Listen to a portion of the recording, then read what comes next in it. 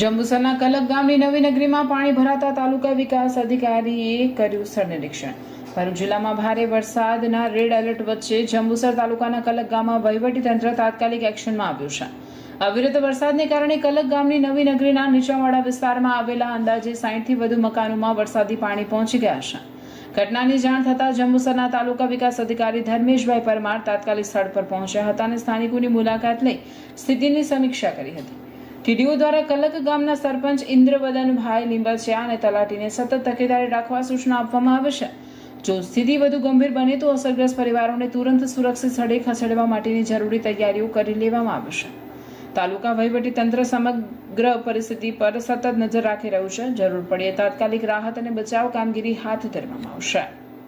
હું કલક ગામના સરપંચ ઇન્દ્રવદન લીંબચિયા અને તાલુકા પંચાયતના ટીડીઓ સાહેબ સ્થળ મુલાકાત લેવા માટે આવેલા। એ માટે ગઈ રાતે મુસળધાર વરસાદ પડવાથી નવી નગરીમાં પાણીમાં ભરાવો થયેલ છે અને કોઈ જાતની કોઈ જાનહાનિ કે કોઈ નુકસાન છે નથી એ અમે પૂરી માહિતી પ્રાપ્ત કરેલી છે। કોઈ સ્થળાંતર કરાયું એવું કંઈક છે ને એવું કોઈ સ્થળાંતર કરવામાં આવ્યું નથી।